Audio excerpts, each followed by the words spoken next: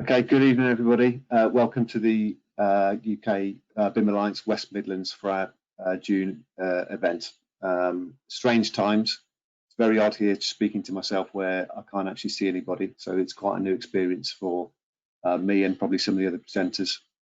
Hopefully you can see the slides, and hopefully you can see myself. I'll probably turn my webcam off in a second so that it's not putting me off talking to myself, but welcome to the event, which is all about interoperability and also digital transformation and collaboration in lockdown. I think very topical given the current scenario that we all see ourselves in.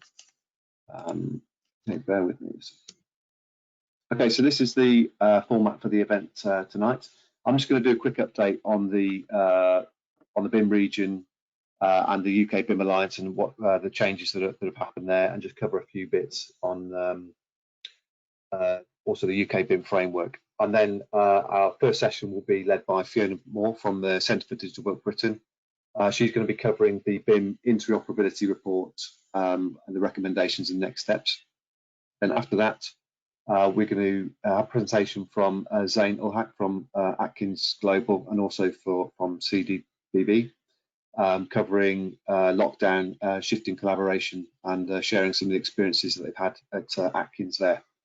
So with our Q&A this evening, what we're going to do is we'll take questions at the end, if that's okay, rather than trying to interrupt the flow of the presentations, because I think that'd be too difficult to manage. So within your presentations, you should see a questions panel tab. So if anything comes to mind as we are speaking and you want to just jot it down, if you put it in the questions tab, what we'll do is we'll pick these up at the end and we'll go through, read them out, so that obviously we'll catch anything that's being covered.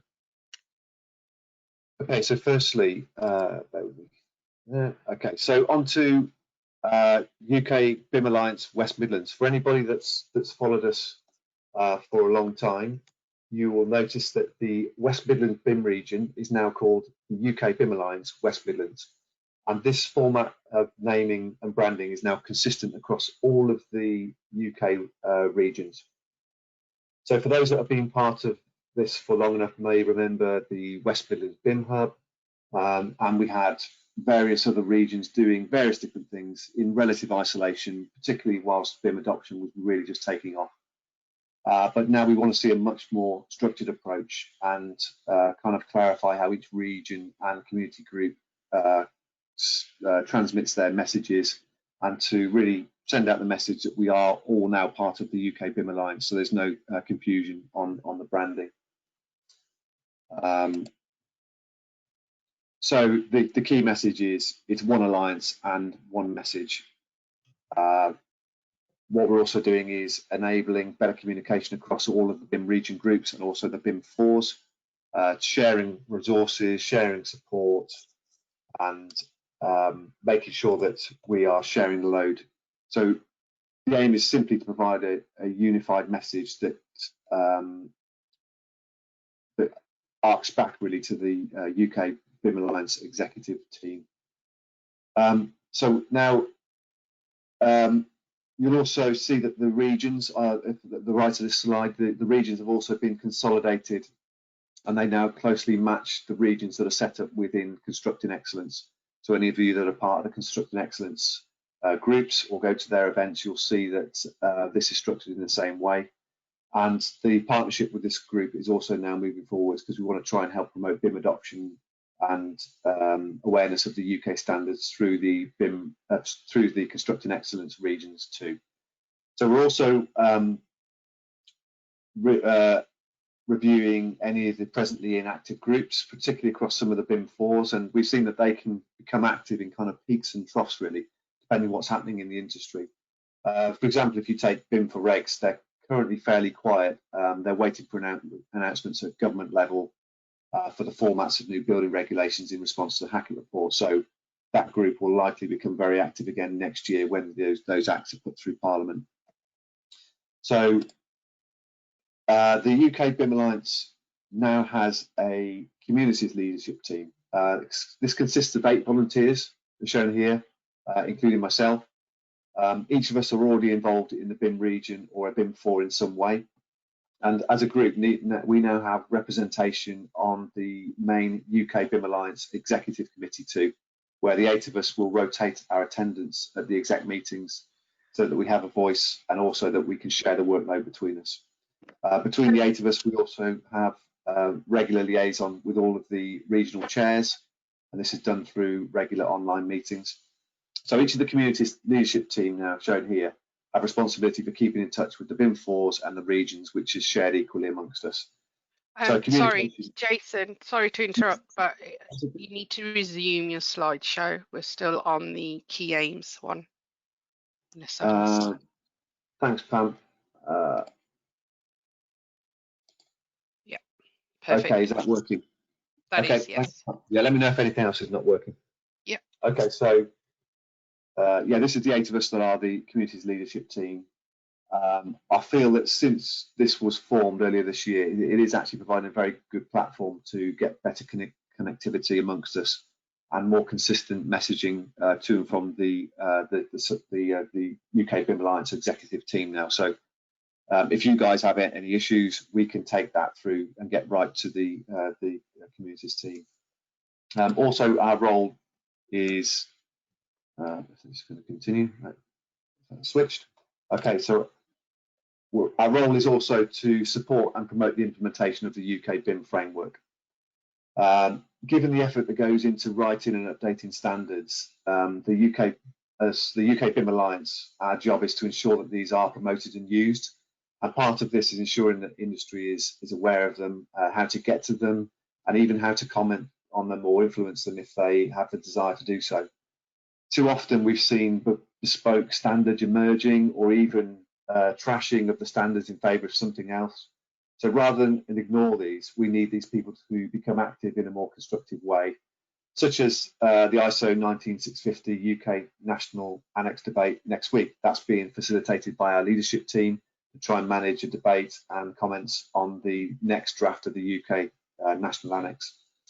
So given the rate at which reports are now emerging and standards are being created and updated, it can be quite hard to keep up to speed with what's current. And the UK BIM framework provides a central up-to-date resource that is free to use, and we should all use as a reference point to see what the latest guidance and the standards are that are being utilised. So if you've not yet visited, you can do so on the link that's shown on the screen here at ukbimframework.org. At some point, we will do a longer presentation session on the UK BIM framework, but I just wanted to cover it now to make sure that we're all aware of that. Also, I'll just point you towards the UK BIM Alliance communities page. So if you visit ukbimalliance.org and the news and events tab, any upcoming events that are organised now, which are BIM related, are held here. So with the current restrictions on social interaction, many events now are being held as online events. I think this lockdown has seen a huge push on technology adoption, which could be a great opportunity to also push digital development through the construction industry.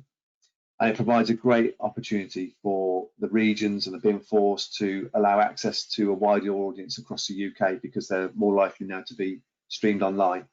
And we can now access a wider range of subjects through sharing through the UK BIM Alliance, which is obviously all free of charge. So now on to our today's speakers. So our second speaker tonight will be Zane Ulhaq from Atkins and Centre for Digital Built Britain. Zane is the digital engineering manager for Atkins, leading a team transforming the transportation unit and implementing new technologies, processes and practices. Zane's a digital data engineer stroke analyst, a change consultant and a chartered engineer by background, and has a passion for how data can be used to provide insights to positively influence behaviours. So Zane is going to cover that as our second speaker. Our first speaker is Fiona Moore from Cirrus Consultant Services and from the Centre for Digital Built Britain. Fiona's an information management consultant for the UK implementation programme for CDBB, which aims to embed BIM and information management as business as usual. And part of her role includes chairing public sector ISO transition working groups, which plans to help the continuous improvement of information management in line with the new ISO 19650 standards. She also chairs the new BIM Interoperability Steering Group, which she's speaking on today, so it's absolutely perfect for that. So I'm now going to try and hand over to Fiona and Zane, so just bear with us whilst we do this, and I'll then mute myself. But as I say, any questions, just log them in the tab as we go, and I'll be back on online shortly. Thank you, everyone.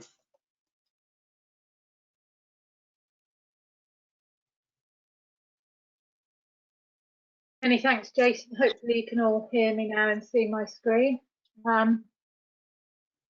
Yes, strange times, but I agree with Jason. The ability to do these things from the comfort of our own homes has been really advantageous.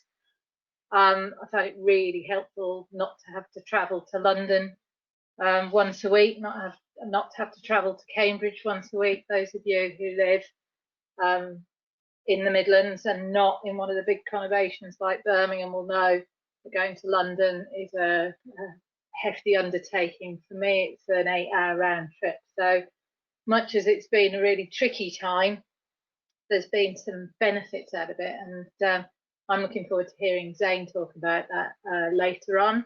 And Zane, I didn't know that you were a change consultant. I'll be talking to you because, frankly, change is what this is all about, and trying to engender change. So what am I going to talk about today? Hold on, my slide is not advancing. Yes, it is. BIM Interoperability, the expert group that we've put together, the report that we've produced, the recommendations and next steps. So as an information management consultant, CDBB, I'm lucky enough to be heading up this work. I've been involved in BIM for many years now, since I was a supplier to the Ministry of Justice on the Cook and Wood project, and that was at the sharp end of delivering BIM technically. And my usual refrain, or my often rehearsed refrain, was, where's the Kobe button? I was new to BIM, everybody was at that point, back in 2011, 2012. But, you know, there's this big hurdle between this, what a wonderful concept, better design coordination, better information management is, but what does that actually mean in practice for those of us who are design professionals, for those of us who are other industry professionals? How do we get to this? Now, back in October, I was doing a presentation to a group of people, including people from government, and I was explaining the fundamentals of BIM. And I explained how beneficial BIM could be because of this ability to supply information to the client that could be used for managing the asset. And I said, there's the theory, that there is a process. It's well defined. It was very well defined in the British standards. It's now better still that it's an ISO with the UK BIM Framework. But practice can look considerably different. The problem is interoperability. We're asking for something, we're getting it across the contract line to client entities, but they then can't use it because it's in a proprietary system, because they don't have their own internal systems, and because the information can't be shared and then reused. So interoperability, what are we talking about? The ability of two or more systems to exchange information and use the information that has been exchanged. So in discussing this issue of interoperability and highlighting the problem, the penny dropped for a number of people, and they said, fine, Fiona, if we can't do this efficiently, what is it we need to do? What do we need to do to help industry to make this easier, to help those that provide technology to understand what we want them to do? So as I keep saying, it's all about the ability to exchange information. And for information, we mean that in its broadest sense. And it's simple entry level, that might be documents, but actually we're looking at data and information schedules around data. Information to be used during the whole of an asset's life cycle. Those of us that come from a capital delivery background, from a design background, often forget that actually, from a client perspective, this data is value to them during the capital stage, but it has most value for them during the full assets life cycle, from conception right through to demolition. Now, if an asset has a 60-year lifespan, actually their capital spend on that asset is somewhere between 5 and 15%. 85% of your spend is on managing, maintaining and operating that asset. That is if you own the asset. And hence, the real price for clients is that information that they use to manage the asset post-occupation. In preparing for today, Jason challenged me to expand on some of the topics, and he mentioned not just information exchange in itself, but the importance of interoperability when it comes to authoring softwares and proprietary systems. Therein lies the rub, doesn't it? I'm sure I've got to be careful here. I'm not going to mention any particular technology vendors, but we all know and love them. And even within an individual vendor set of proprietary products, we can have problems with interoperability. Discuss. Basically, if we need a means of sharing information between systems so that that information can be used post-exchange, then some of these vendors need to wake up. We're not necessarily looking for a proprietary solution. If I'm a client inheriting data, I may not know what softwares I'm going to use in the short term, let alone the long term. So we need this interoperability. And another topic is openness.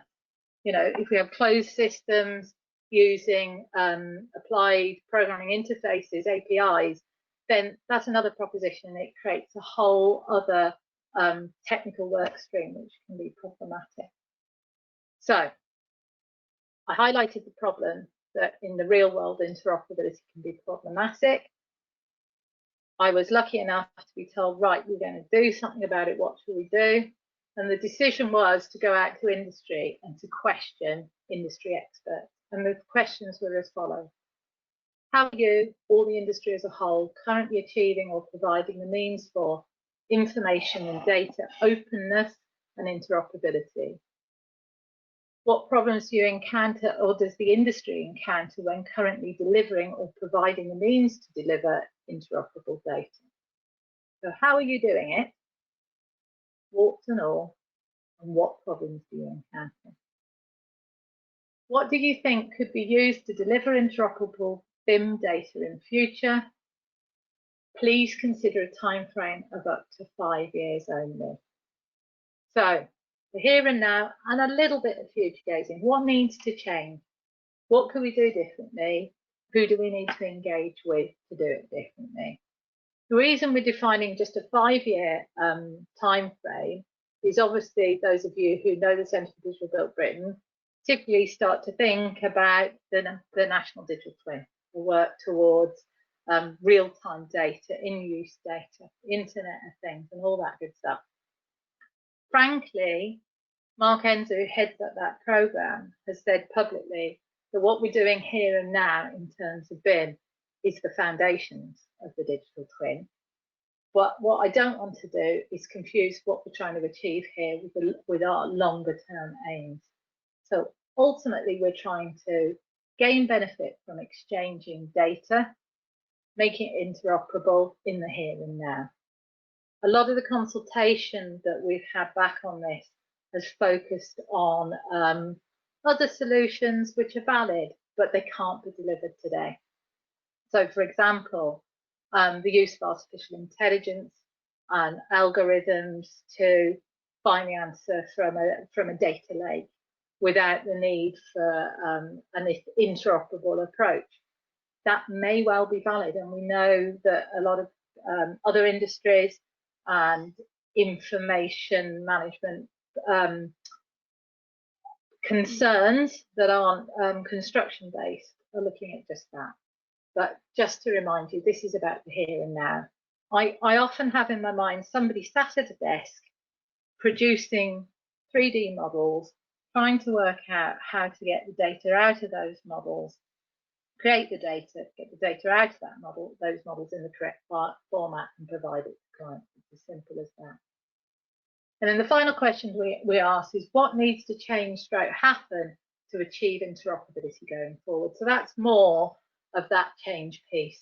What is it needs to change culturally? What are the blockers and how can we unlock them? So this commenced in November time. We had a series of evidence gathering sessions, and those are the organisations and individuals we consulted up on screen now. I hope you agree it's a good cross spread of individuals, from technology providers to data experts, BIM experts. We had NBS there around classification, and we had representation from academia as well.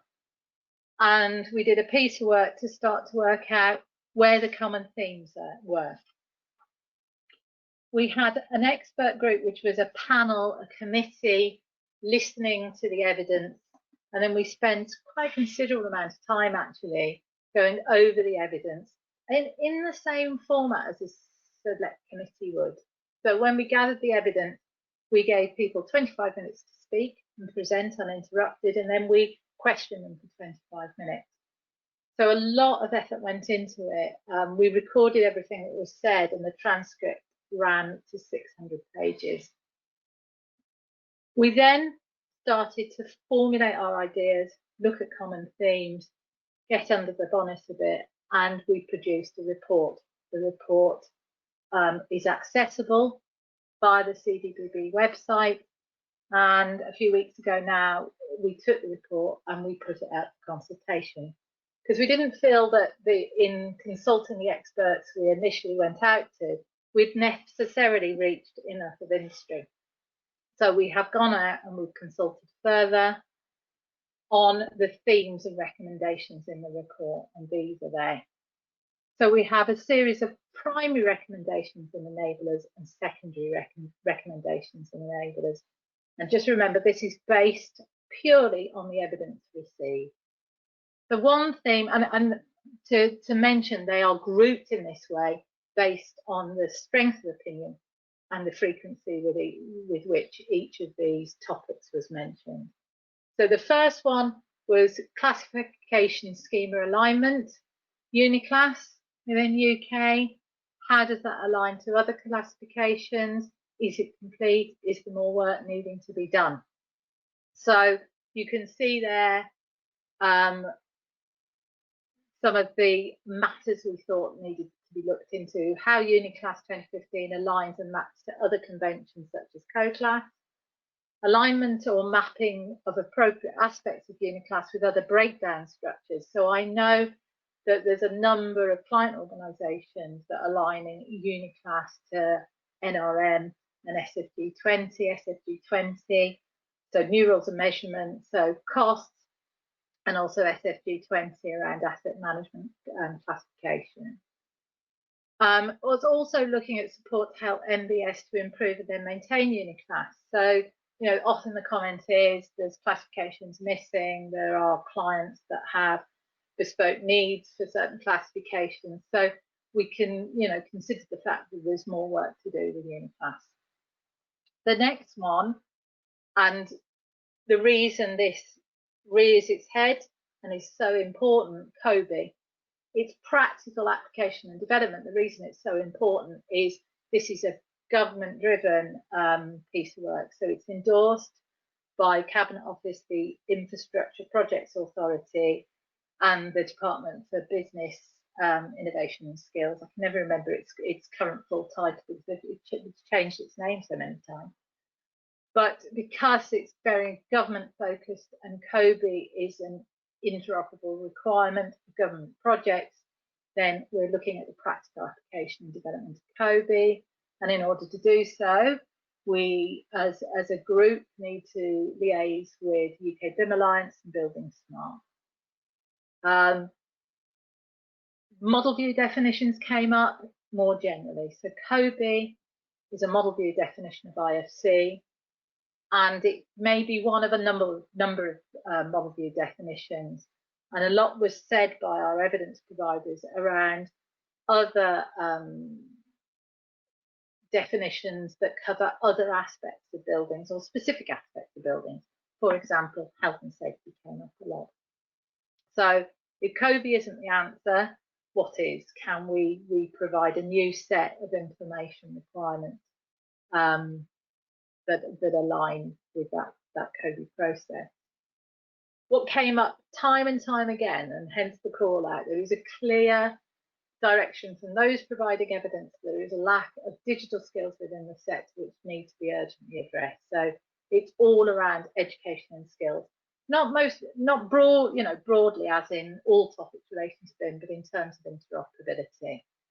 But then, where's the COBie button? Do I need to be able to go into the back end of a piece of software and use programming language to get information out of that to get data out of that software? I would argue that actually if the technologies work more like apps, we maybe wouldn't have to. So there's a lot to consider around education and skills. Industry foundation class was another topic, and actually going forward we'll combine, for the reason I've just explained, COBie and IFC, because the two are closely aligned, and that's not very well understood actually. Too often COBie is seen as a standalone process, and it can't be. You need to derive COBie outputs through IFC. And then standards. So we need to be cognizant of standards all the way through this and make sure that those interoperable aspects of standards are dealt with. Secondary recommendations or AIM CDEs, asset information models. Again, this is quite client focused, although if you read the report, it says this is important to all of us in industry. And ultimately, if we have interoperable data, we need somewhere to manage that data long term.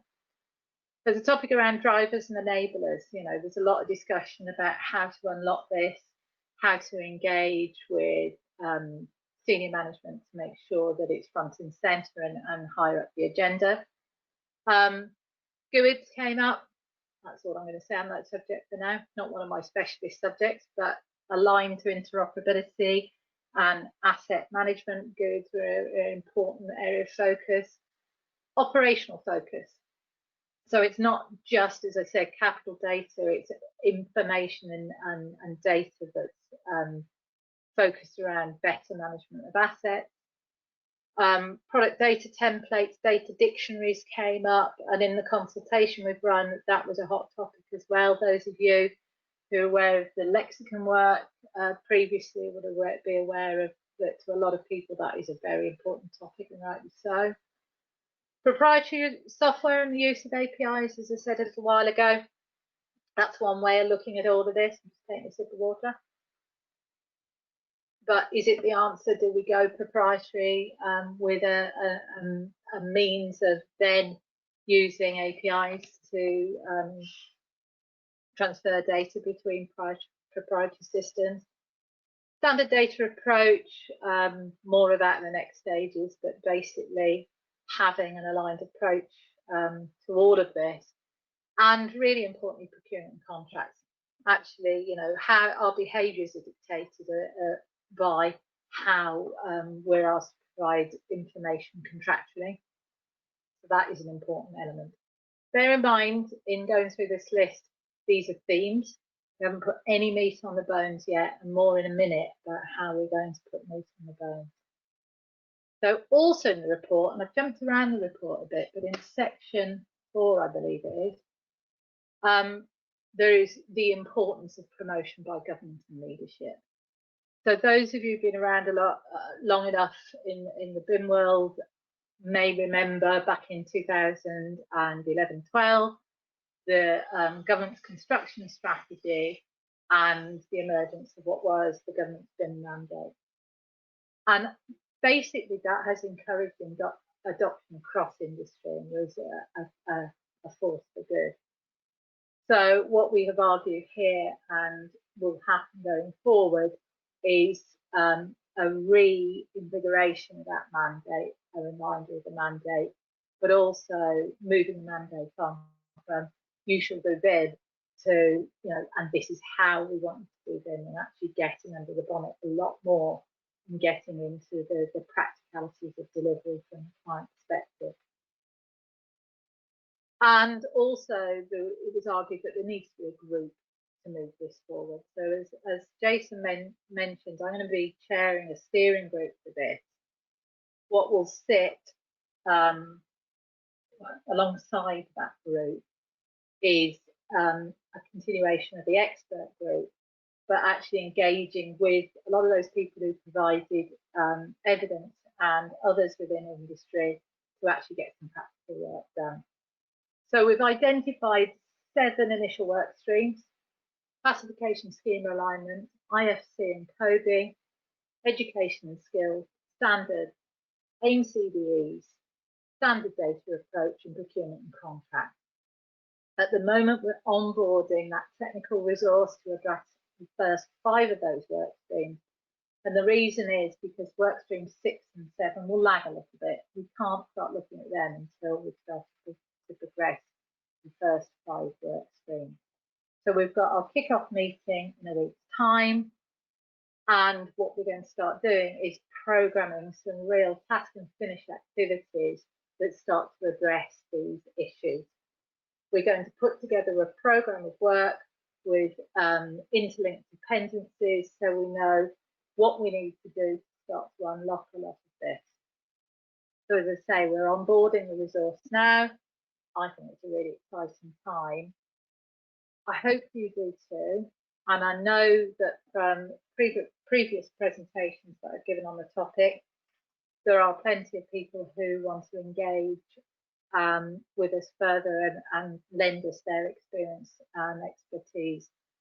We would welcome that. And to that end, what we will make sure we do, because this is a very agile program. I can't, we're programming it, we're scoping it, we know there's work to do. As we do that, we're going to have regular updates through forums like this to tell you what we're doing. And as we do, we're going to invite, we're going to map the stakeholder landscape and start to increasingly engage with those individuals who can contribute. So it's making sure that, again, it's those of you, and that will be the majority who are part of this webinar. It's engaging with you because you're there at the sharp end of this, and properly understanding what the blockers are and how to unlock them. So really excited to kick off this piece of work, and really looking forward to being able to give you future regular updates. That's everything from me for now, but I look forward to some challenging questions in that 20 minutes time. Thank you. Thank you, Fiona. Much appreciated. Okay, now we'll move on to Zane's presentation before we go into questions and answers. So I'd like you to welcome Zane now. Hopefully you can see Zane's screen.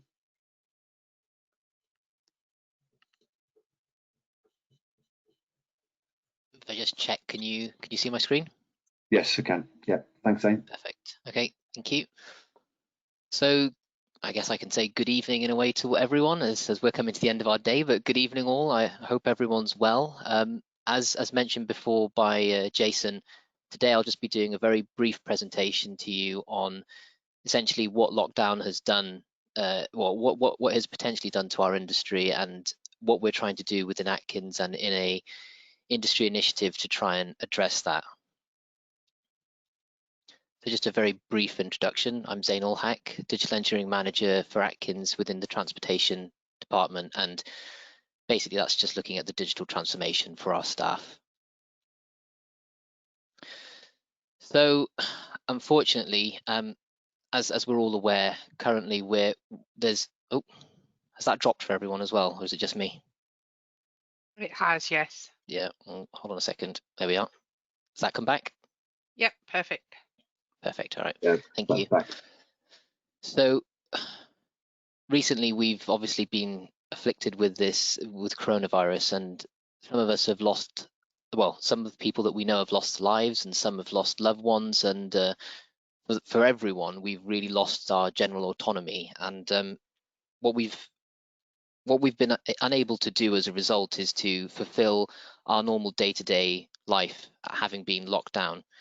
Now, it's not just the issue of being locked in our homes. At the same time, as a result of many other things being locked down and being told to stay in our homes, we've obviously lost access to schools, restaurants, and offices. Now, how does that become relevant or an impact on our work? Well, with all of these different areas closing down, the economy shrinking, clients deciding that they don't have enough work or they're going to hold back on work, ultimately what ends up happening is within our sector, and if we assume for this moment in time that we're talking about designers, as I appreciate from a contractor's standpoint, the practicalities of obviously being on a site far more difficult than work on when it comes to working from home. Quite a substantial amount of us have been put on furlough or we've lost our jobs. However, there are those in the industry who still are working, but at the same time, whilst they're working, they've got to try and balance their personal commitments against their work schedule and workload. Now, previously, had we have discussed this with regards to personal commitments, other than the odd occasion where, say, somebody is facing some personal difficulties, that wouldn't have been an issue. However, now, as I mentioned before, we've got lockdown on hospital care as well, which I hadn't mentioned previously, but non-urgent treatment was not being dealt with previously. We have obviously caring for the elderly where they're locked into their homes. So some families have obviously taken prior to the lockdown, knowing that something would happen, taken their loved ones out of the care homes to look after them. We've also got kids because we're locked down from the lockdown with regards to schools as well. So balancing all of these personal commitments has become quite difficult. It's not as simple as what we had before, which was you could take them to childcare or you could put your grandparents or parents in a home so that they're taken care of, as well as your what's termed non-urgent treatment. There was never that issue in the past, whereas now we're kind of stuck with the circumstances. And at the same time, because individuals have actually lost their jobs or we've had people put on furlough, then where we would have maybe had a little bit of slack where we could spread the work across different groups, those who are left to continue working have found that there's more work that they have to do on a day-to-day basis. And to be honest, most people that I've spoken to, I haven't come across anyone so far who said I've got no work at all to undertake. It's normally most people are so busy that it's going beyond their normal contractual hours.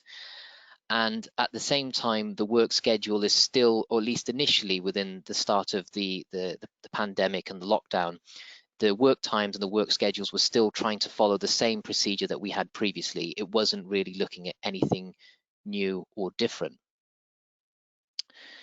Now, when we thought about that through different parties within Atkins, and I'm sure it was the same for a variety of different groups, the question really was do we actually have a fixed schedule? Now, what I mentioned before, and I think Fiona obviously mentioned this, I think at the start of your presentation with regards to you enjoyed the fact of not having to go to London once a week, or even Cambridge for that matter. Many people, when you travel out, so just on a normal working day, it's very unlikely that individuals would be they'll be within walking distance from their office, or they'd be within a cycling distance even from their office. Some people are fortunate enough to have that. But even in those circumstances, whether you travel by foot, by bus, by car, by rail, or by cycle, whatever it is, we've always had that time within our work where we've had that ability to schedule everything perfectly, because we know that the schools are open, we know that there's a childcare that we can rely on later in the day, or we can keep our kids in after school, as I mentioned before, with parents and grandparents. However, now this opportunity where part of our schedule was, and although we may not see it as such, an opportunity to get in the zone of getting into work, or whether it's after work, almost giving us the ability to zone out of work, we don't quite have that now. Now for some individuals, because we don't plan on working from our homes, or at least originally we didn't, you could be jumping out of bed and your desk could be right in front of you. And we may feel that well, we should start work instantly. However, that ability to take care of ourselves from a well-being perspective becomes very important. So now people are opting to, for example, or within days of experiencing this, people are opting to go for morning walks or take walks in the afternoon, whatever was beneficial to both their circumstances as a family or as an individual, as well as their community, because of course, with regards to social distancing, we can't all opt to go outside at 1 o'clock, especially if we're on a narrow street and everyone walking within the 2-meter distancing guidance that we have to adhere to. So this concept of a fixed schedule was actually something which, although it's quite true for what we were doing previously, in the current environment doesn't seem to be extremely effective. So do we actually have to do it? And as people want to work in different ways, we can be sensible and mature and understand that we have to try and facilitate that and not expect everyone to hit 8 to 6 or 8 to 5 or 9 to 5 as set hours. So we started thinking then, what can we do? And this is specifically with a health and safety focus, because we're trying to look at this as one particular area. Me and one of my colleagues, Neil Thompson, who unfortunately isn't with us today as he's on leave, obviously still stuck in his home, but from a health and safety perspective, we've been doing some work, which I'll get to in a second and explain the nature of that. But it was almost, in what environment could we make it so that we can actually support people to work against their own schedules without undermining the quality and the ability to deliver work? Because previously, as a designer, you could just go within the office that you're in, you go down a few desks and tap someone on the shoulder and say, look, I've updated something, what do you think? Or you could give someone a quick call on the phone, and you wouldn't be worried about their schedule. You wouldn't have to think, are they working right now or not, unless they're on leave, of course. It's more often than not, they will most definitely be at work. Nowadays, because of the flexibility in people's operating hours, it can sometimes become a little bit more difficult. So when you need to have that response there in the moment, or at least an understanding of what's happened, that part can become relatively difficult. So some people can obviously say, well, that's relatively simple. If you want to try and facilitate a diverse lifestyle, you basically just need to make sure everyone's got all the information available to them. And we can do that with a common data environment, because obviously that's not a problem. But most of the things that we have from a common data environment from a practical standpoint, and it's great that Fiona prefaced this talk with hers, because there's a mention to APIs in this particular instance, and I'll get onto that in a second. I'm spoiling it a little, but the common data environment, it normally looks really at the file level, more so what the document itself is, as opposed to the contents of the document, as that was typically the anticipation of BIM level 2 when it was in BS 1192, as well as ISO 19650, not focused more on the objects, but more focused on the documents themselves, understanding where we are as an industry, not trying to blow us out of the water before, don't try and run before you can walk, essentially. And it's good for what it does, but on the principles of what we were trying to look for, which was keeping everyone up to date, by having everyone within, let's say in this particular instance, a common data environment within ProjectWise, whilst you definitely have access to all the information that everyone's working on, it can tend to be quite a nightmare if you've got to go through about 60 different drawings or models to try and find the information that someone's updated and how that interacts with your design, especially when sometimes the issues register is not tied together with the different types of native modeling tools that you're using, the revision history with regards to what actions have been undertaken, as it's not object-based, it's actually file-based, as well as developer restricted. So for example, you can't decide within the next week that you want to attach anything to, with the data that you're holding within that interface, you cannot attach very easily to another provider. So for example, EcoSim with any kind of Tekla suite, or with anything else for that matter, of course you can go down the route of trying to do it with IFC, but different vendors have had different approaches to the uptake on that. They have improved in years, but of course it becomes very difficult until they all start adopting it in earnest. And again, the multi-view limitations, and what I mean by that is really looking at it on the basis of, rather than going through each individual document, how can I just visualize what I need to within the platform itself? So What we thought we'd have, which is what we've already developed, is an API-driven database for health and safety, which we've coined Safety Base. Now, this is actually an industry initiative, and it's not specific to Atkins. We're leading in this initiative, and what we've done is we've basically followed the protocol of PAS 1192 Part 6, and off the back of that, we now have a standardized format in which we can produce risks. However, the way the database has been produced as the fact that it's API driven. So for those of you who are not necessarily familiar with the terminology, what that's basically saying is it's the equivalent of providing a database with sockets. And what you're doing is you're basically saying that assume Autodesk Bentley or 3D Repo had cables and plugs, and you were plugging that into the database, and crudely speaking, assume there's a two-way input and output. Of course, in that regard, it's usually just a one-way, but forgive the example that I've provided. So in that basis, it's basically saying that we can use that as the storage of all of our information. It's been provided in a specific format, so it's all interoperable between the different parties. And so what that would actually mean is what we can do is we can say, let's say person A is using Revit, and they've woken up at 8 o'clock in the morning, or let's say they've woken up at 5 because of their schedule.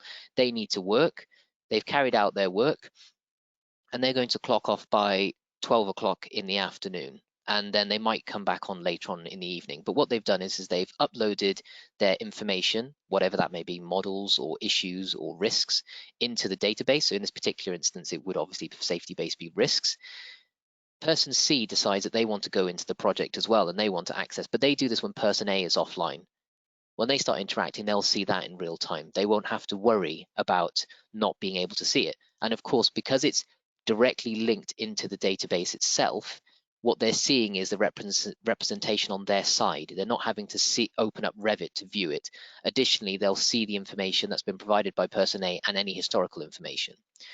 Then when both person A and C are offline, then person B decides to log in and they're using Navisworks. And let's say they're doing some clash detection. Now, obviously, with them, they can also pull the information across and see what's happening in real time as well. They don't have to worry, provided everyone's pushing the information back, they don't have to worry about things being out of date or worrying about disturbing person A and C when they're not on that work schedule. Of course, anticipate that this is normally in a project environment. Now, I appreciate the demonstration that I've given here is all it's done mainly from model, but what I'll do is I'll just show you what that might look like if you were looking at it within a viewer. Now, this particular instance is 3D Repo's viewer. 3D Repo hosts the data for Safety Base. However, you're not restricted to using 3D Repo when trying to access the database. So for example, currently you can use Revit, and they're developing some plugins for, I believe they're looking at Navisworks at the moment, and we internally are potentially looking at Civil 3D and some other things for our own personal use.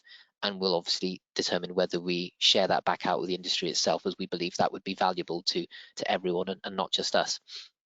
So in this particular instance, because we've documented the data in a standardized format using PAS 1192 Part 6, if I take this compound security example, and I'm not providing a live demo for obvious reasons, it would probably take a little bit of time. And I don't want to slow down the connection on this, but we'd fill in some standard information, so details the risk owner, and as you see, the risk likelihood, level of risk, and the consequence. And this is just technically me scrolling down. It's got an immutable chain, so at that particular instance, when I'd done that, it was a case of just me changing the mitigated consequence, and what happened was a change from very high to high and high to very high. And that shows that also not just someone can see this in real time, but they can also see the historical activity within that risk itself, which becomes quite powerful when we obviously want to demonstrate how our design has progressed. Now, one of the things we've done very recently, which takes us to the next level, very briefly, is I showed you where you add all that information in and where the risk owner is, the category, etc.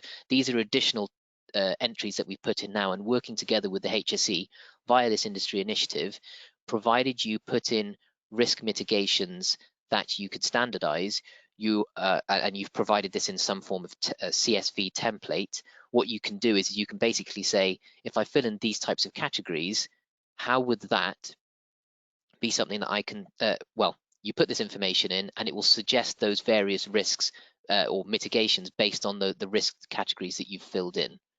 which becomes very powerful if you look at that against a project and even wider, which I'll show you in this slide. So obviously the project you can only impact so much, so it would be looking at the risk mitigations across just your project alone. You may only find that there's one instance that you would look at grating, or you'd look at a door, or you'd look at some particular item, or door is a bit of a crude example, I guess, as you could look at that far more. But then if you wanted to share that as it's a database across a program, there's far more coverage, and that will be multiple projects, and then there's more capability for the organization, and then also as an industry, which is really what we're trying to look for in this regard. Now, I guess getting back to the point with regards to the coronavirus issue that we're facing, and trying to look at how we're giving more access to people in real time rather than saying pick up the phone and ask someone, it's giving that new behavior and that new understanding of I don't have to physically be there for someone to check how my design's progressing and how things are working out. So looking ahead, really, what we've tried to do is we've tried to do what you can call a tech facilitated lifestyle. So it's not to say that when we move out of coronavirus, some people may say that everything will fundamentally change, it will never be the same again, and perhaps that is the case. I would like to think that we can accommodate different lifestyles and look at people's well-being in far greater detail, and understand that yes, there are instances where we do need to be available, and of course I'm sure everyone's experienced this. When you ask for a meeting, it's very easy to organize one. People can move around their schedules, but if people are allowed to operate in an environment where they feel comfortable and they know that it's something that they still have to do as part of their work, but they don't feel like they have to be there 9 to 5, even though it doesn't merit them being there at that time, or they can perform more effectively at different times. The current capability of technology will definitely allow it. It's just that as far as we want to do this as an industry, we, one, have to show that we need this type of thing, and two, we have to be willing to use it and adjust to it. And then companies, software developers, whoever, needs to make sure that we're actually genuinely promoting flexibility and not just saying that we support a flexible lifestyle. That's it. Thank you. Great, thank you, Zane, and also thank you to Fiona as well. Right, okay, we have some questions that are coming across the panel here. So bear with me a second while I just. Okay, Pam, can you give us visibility to the questions, please? Yep. So you have visibility now. Can you see them, Jason? Yes, no, I can't see them. That's fine. I'll ask them. Okay, thank you. So question for you, Fiona, I think, is interoperability not more than just the technology, but also about people and the ways of working? Without a doubt, hence my mention that I was interested in Zane's change expertise. It's a really valid point. We don't have that work stream as yet. First, we've got to talk about the technologies, but then we've got to talk about the change, senior management buy-in, and so forth. But yeah, it's all of the above. Not least of which it's the attitude of vendors that we can't change, and the profit motive, which is necessary in all of this as well. So yeah, lots to discuss. Okay, brilliant. Follow-on question to that is, how can someone engage in the classification alignment, as they have worked on that using ontology and linked data? Can they get involved in the classification element? Watch this space.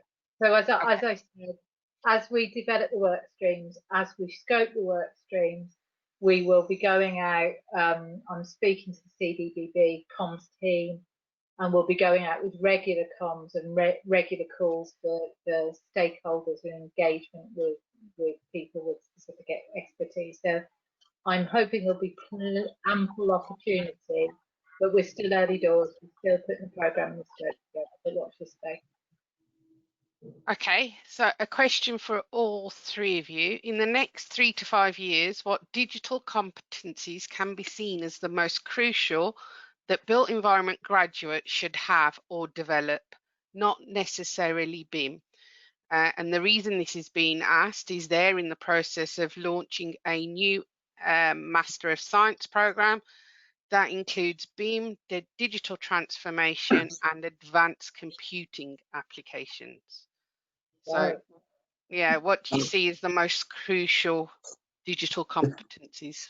Well, if I could just start on this one, because as we offer specialist BIM deliverables for the supply chain and main contractors, the type of people that we employ and need in our teams are slightly different to what you'd get in normal consultants. And so it's a real issue for me when I see candidates come in that are highly trained in software, perhaps, or highly trained in BIM process, but they don't have that anchor to any particular professional background. And you kind of get a mixture of both. You get some people that are, trained or qualified technologists or architects or engineers, but they don't have that BIM skill set. And you see people that are technology based, but they don't have the background. And for me, just training in BIM process is a hard thing to fit in anywhere in the industry because you don't know how to apply it. So I would say, in answer to the question, I think it's vitally important that we're training people that are already qualified in the industry to go digital, if you want to, for a better phrase, rather than just training people in how to be digital. I don't know if you guys have got any other views on that. I agree with you, Jason. I think, I concur. Too often people are specialists in technologies, but they don't have the grounding in design or specialist skills of their discipline. And it's always been that, hasn't it? But it's the old, when you pass your driving test, you may have passed the driving test, but you've still got a lot to learn, and people necessarily learn on them. So it's about having the right employer that will foster your talents and can continue to train you. So you need a really good grounding. What I'm going to challenge is if a new discipline in all of this is information management. I think the industry will increasingly need data scientists. Even design houses like your own will need a degree of data oversight, analytics, and data science. So I've always said anybody who's got a scientific or especially maths bent to go and do a data science degree in the modern world. Yeah, it's a great point about the data analysts. That they are perhaps the exception to what I've said. But I think going back to the question, I would be far more passionate about upskilling the existing courses and professions that are there, rather than creating a whole new one that's just in BIM process. There is a place for that, absolutely. But I think having a grounding in whichever specialist area it might be, whether it's quantity surveying or site management or architecture or engineering, I think having a basis or a knowledge base on which to apply BIM is absolutely crucial, I think. No, I would agree. Question, Zane and possibly Jason. I agree with you, Jason, but are most people who go into the design and other construction consultant disciplines naturally able to adopt digital technologies? I know this is a millennial or post-millennial generation will be thinking about, so they've grown up with smartphone in their hand and the ability to use the tech. But I don't always see that technical bent and design and other construction skills go hand in hand. So so when I graduated, I started working in a research firm looking at digital BIM, whatever you want to call it, from back then. And I realized at the time that so most of our work was actually talking to the industry. So I was working in BRE, and we acquired the management of Building Smart at the time. And what happened was we were trying to change the industry, but the thing I was struggling with most was actually understanding where the industry was at. And you can have conversations with people, but you can't understand where they are and have empathy for them unless you're going through what they do. And so with a background, well, at least a degree, no background, I guess, in civil engineering, I went and then got about 5-6 years experience in just plain design. I guess in a way there was a little bit of information management alongside that because they wanted to use previous skill sets, but I felt I had to get that industry experience. So I wholeheartedly agree with you both that if you don't take an opportunity to look at how to technically deliver our projects, ignoring information management as a separate discipline, you should look at it on the basis of information management is basically QA. It's effective quality assurance, and there's set procedures and protocols that mean that that's actually a discipline in its own right. But without actually understanding what you need to do within a project, you can't engage the individuals around you, and so you will inevitably struggle. Also, a lot of our work, at least from a consultancy basis, and this is true for every consultancy, is being outsourced to different locations of the world. And that includes our technical competencies. So what's actually going to become more and more difficult as we go through this process is you will end up with more and more people who just have a technical background in things like BIM or data analysis or data engineering. Even those skill sets are being taken over internationally as well. It's not as if they're being kept here. So all you'll have is client-facing roles. Now, one of the questions that I think everyone should ask themselves is, would you feel comfortable selling something or project managing something that you have never done before in your life? And so that's why having all these technical competencies is absolutely paramount, because you can never give anyone assurance on anything if you don't know what on earth you're talking about. And to know something, you have to actually have done it before in the past. So I couldn't agree with you both more that you need to have the technical skill sets, and I think the thing for people going forwards, well, you need to be a jack of all trades, which before it was very much you could be a specialist in designing rivers, you could be a specialist in this, you could be a dedicated information manager. Scrap that idea. You need to be good at everything at a certain level. That's back to my question, Zane. I realise a degree of outsourcing goes on, but with respect, that does to some degree depend on the size of your organisation and your ability to do that. If you're an SME, outsourcing is less available, and the jack of all trades applies even more. So it's back to my question: if you're trying to get building construction specific competencies, do you naturally then have the ability to do the IT and information management technical role as well? It's a bit of a leading question, because what I'm seeing is a lot of people not changing and not being able to adopt the information management role. I agree, it's a role, but they still need a degree of IT literacy and competency. So not that much. I find that at least with the information management path that the UK's travelled on, which currently, just if we focus on what was historically known as BIM Level 2, is not too difficult for a project to take on from with regards to the difficulty and what it actually is asking for. What we're not doing is saying we need specialists in, for example, cloud computing, or you need to be able to understand various algorithms or tree-based neural networks. It's nothing that fancy. What about ISC model view definitions and getting COBI out of federated models? I mean, you don't necessarily need to do that to adhere to BIM Level 2 currently. It's definitely moves in towards the best of practice. Oh, you do.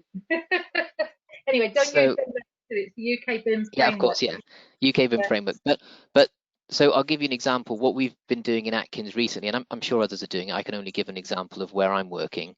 One of the things we've said is we don't want to just go and find people from the industry to be our information managers. We want to upskill individuals, as you both said, who have core competencies in project management or in design, whatever that design area will be. And we've set up a framework internally around a set of schemes where we've brought in people who are assistant project managers, structural designers, river modelers, where they'll be undertaking an additional task, but also looking at the information management aspects with the hope and anticipation, and they're obviously being managed by someone who's an experienced information manager, with the hope that they will be able to, well, they've willingly moved into this with the intention that it can amalgamate their current experience, but two, it's something that they can actually take on into the future to support the business and I guess in some extent the industry on the fact that this is actually something that's important, and it's not just a wizard that flies in, smacks the magic wand on everyone's head and where hey ho, information management solved, which is currently what seems to be the solution but never actually works in practice. Okay, thanks, Zane. So I have a couple of more questions from the group.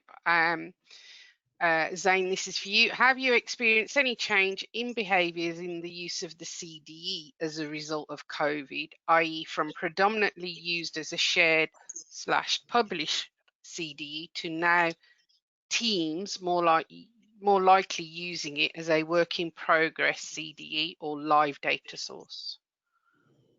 So we've naturally had more and more groups. So we have had legacy teams within Atkins who have not moved towards ProjectWise previously. Well, for us, CD is on ProjectWise, hence I refer to it as ProjectWise. But we've had teams that haven't used it, and now they're moving more and more towards it. We've seen them follow the typical protocols that we've asked. They've not really held to WIP too much. They've followed the actual process appropriately, but it's more so that they're doing it now out of necessity than what they were doing before. So actually VPNing into our local servers and getting access to the local shared network drives is far more onerous than just launching an instance of ProjectWise and accessing it through that manner, mainly because the way our IT has set it up, which is a testament to them and how they've done that. So we haven't really seen a negative response to that, but more so it's been fairly positive in that more people have taken it on. Okay, somebody's suggesting, should we consider a closer relationship with the Institute of Collaborative Working to better appreciate the value and benefit for BIM and the wider industry? So do you think that's a good idea? Zane, Fiona, Jason? I was going to leave that to Fiona. Repeat the question again, Pam. Should we consider a closer relationship with the Institute of Collaborative Working to better appreciate the value and benefit for BIM and the wider industry? I do not know. I do not know the Institute of Collaborative Working. That's a new one on there. Okay. Send us information and then I'll go and look at it and give you the answer. Nope, No. That's the first time I've come across them as well. So yeah, definitely worth looking at for sure.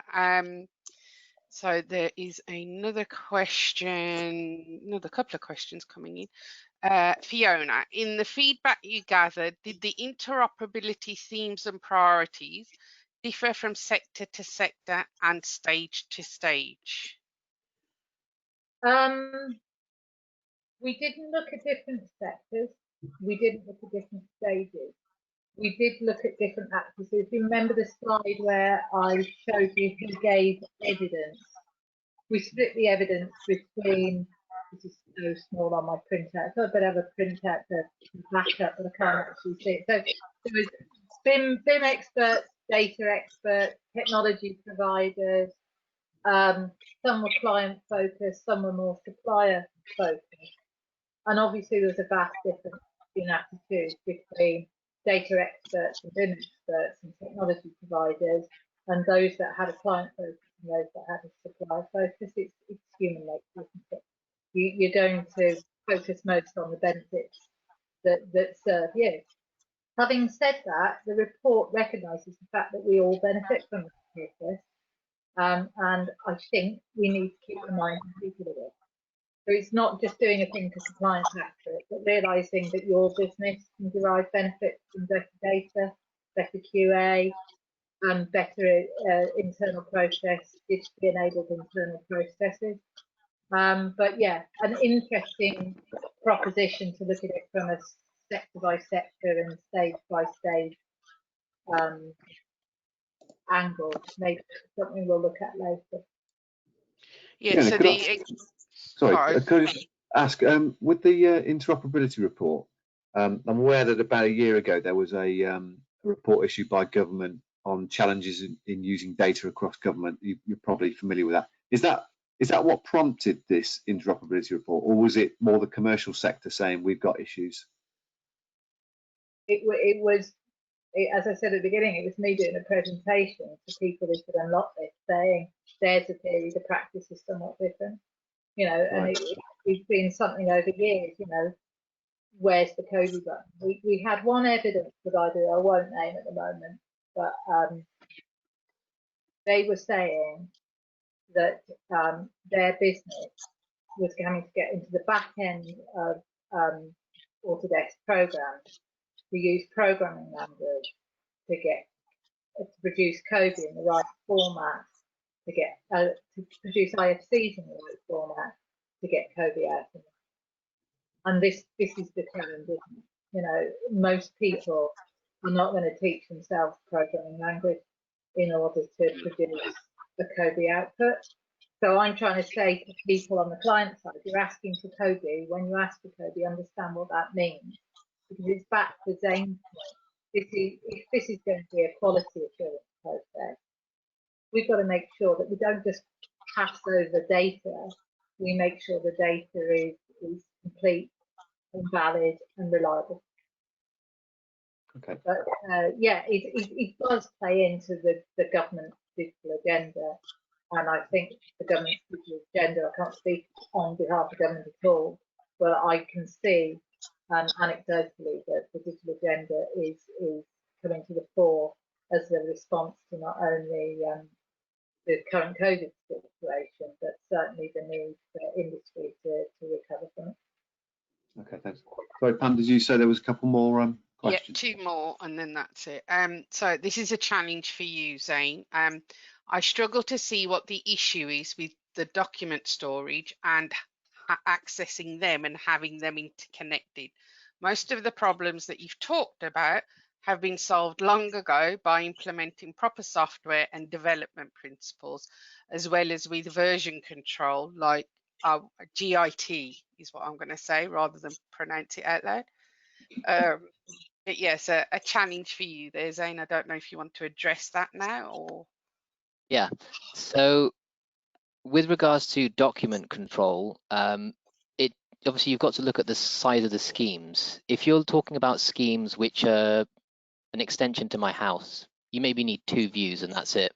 And that's fine, you can do it in that, that's no problem. But one thing you're not going to find is you're not then going to find where things have changed. And so I think you need to ask the question when it looks from a document viewing perspective, i.e. all you're doing is it's no different to actually just monitoring it within your own file-based system. It's just, again, an intelligent process-driven system in that sense.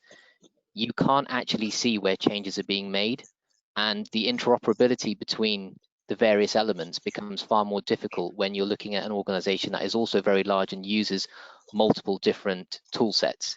We don't have a mandate internally that everyone must use Autodesk Civil 3D or everyone must use this. There is no mandate to that capacity. And we have teams using things from all different walks of life, even within the same region, for varying reasons, of course. So having that type of approach actually makes it far easier for us. That doesn't necessarily mean that it's the solution for everyone. If you find that you can do that within your own working space, then that's absolutely fine. Hence why I prefaced my talk with this is how we're trying to address it in Atkins, and not that this is a de facto solution for the industry. Brilliant, thank you. Not sure if this is a question or a comment, but Kobe interoperability needs a real focus on what needs to be exchanged, when and why. Historically, too much focus on technology and process, and we still receive EIRs asking for all attributes assigned to all elements at all times. This goes against the principles of ISO 19650, and anything above what you need is waste. I don't know if Couldn't agree more. Yeah, Agree. okay. Couldn't agree more. Yeah. Go Excellent. tell clients that. Joking aside, the ISO transition group that sits across government is addressing that by trying to put together a set of organisational information requirements and asset information requirements that have what's been coined a vanilla approach, but those less mature clients can pick them up as a sort of pick list so that they can start giving their suppliers a fighting chance in delivering the correct information.